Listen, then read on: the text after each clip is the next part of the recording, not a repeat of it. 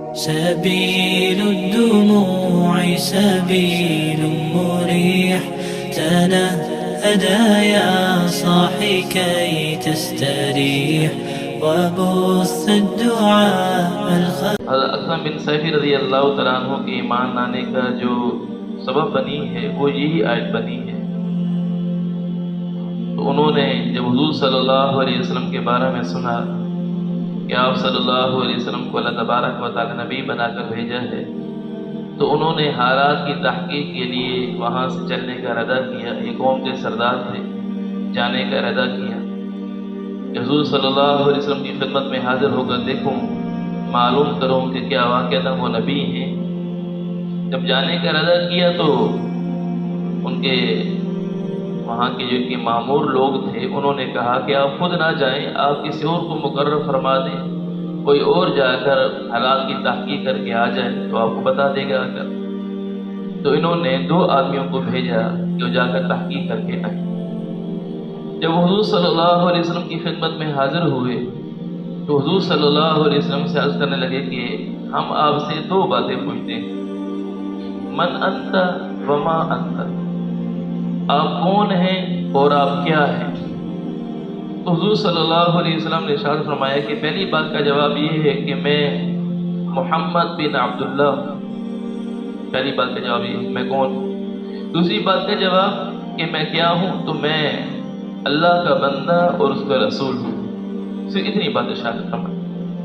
جب یہ وہاں سے چلے تو انہوں نے حضور صلی اللہ علیہ وسلم کے بارے میں مزید بھی تحقیق کی لوگوں سے۔ جب یہ حضرت اکرم بن سیفی رضی اللہ تعالیٰ عنہ کے پاس پہنچے اور ان کو جا کر صورتحال کے بارے میں آگاہ کیا کہ ہم نے ان سے 2 باتیں پوچھی تھیں،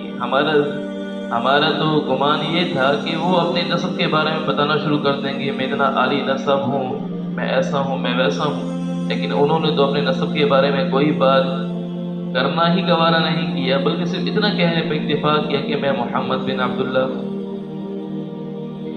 تو لیکن ہم نے جب ان کے بارے میں معلوم کیا تو وہ تو بڑے بڑے عالی نسب ہیں، شرافت والے ہیں اور ایسے ہیں، ایسے ایسے صفات ہیں۔ تو حضور صلی اللہ علیہ وسلم کی جب یہ خدمت میں حاضر تھے تو حضور صلی اللہ علیہ وسلم نے انہیں قرآن پاک کی یہ آیت پڑھ کر سنائی۔ تو انہوں نے یہ کہا تھا کہ آپ ہمیں کوئی ایسی بات سکھا دیں، سمجھا دیں جو ہم ان کو جا کر کہہ سکیں۔ تو حضور صلی اللہ علیہ وسلم نے جب یہ آیت پڑھ کر سنائی کہ ان اللہ یأمر بالعدل والإحسان، یہ آیت پڑھ کر سنائی،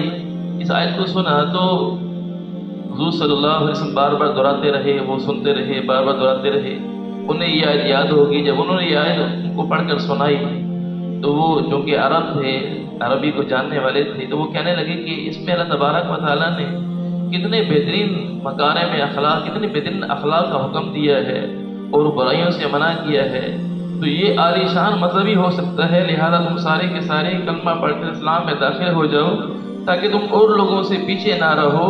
تاکہ تم ان پر مقدم ہو کر تم جو ہے ایمان والے ہو کر تم ان سے آگے رہو، ان سے پیچھے نہ رہو۔ اس وجہ سے کہ قوم والے ایمان لے کے آئے، اسلام لے کے آئے، اور حضرت اکرم بن سیفی رضی اللہ تعالیٰ عنہ بھی اسلام لے کے آئے۔